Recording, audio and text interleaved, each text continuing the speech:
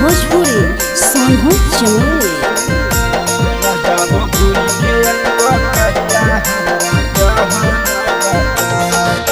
छोड़ी के जहाँ पुरुबा सैया रहलो न जाए, छोड़ी के जहाँ पुरुबा सैया रहलो न जाए। या हो घूरी के अइब कहिया हमरा दह नहीं बताए, राजा हो घूरी के अइब कहिया हमरा दह नहीं बताए। दिलावा के बात हमरा कहलो न जाए, दिलावा के बात हमरा कहलो न जाए। या हो घूरी के अइब कहिया हमरा दह नहीं बताए, राजा हो घूरी के अइब कहिया हमरा दह नहीं बताए।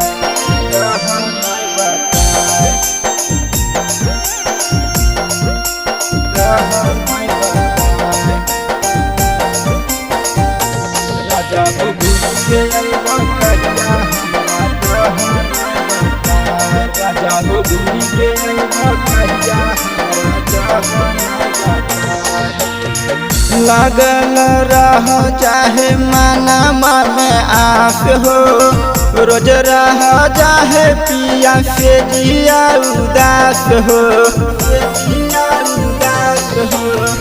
लागल रह चाहे मनमा में आस हो, रोज रह चाहे पिया से जिया उदास हो। हमारा अकेले दुखवा सहलो न जाए, हमारा अकेले दुखवा सहलो न जाए। राजा हो घूरी के अइब कहिया हमरा दह नहीं बताए, राजा हो घूरी के अइब कहिया हमरा दह नहीं बताए।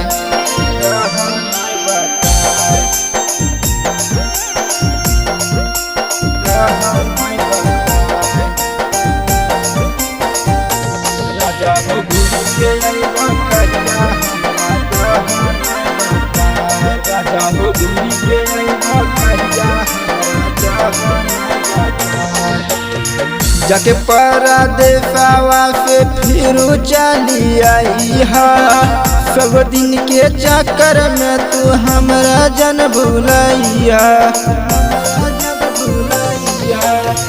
जाके परदेसवा से फिर चली आई हा, सब दिन के चक्कर में तू हमरा जन भूलैया। अपने से दुखबा प्रदीप देखलो न जाए, अपने से दुखबा नंदन देखलो न जाए। या घूरी के अइब कहिया हमरा दह नहीं बताए, राजा ओ घूरी के अइब कहिया हमरा दह नहीं बताए।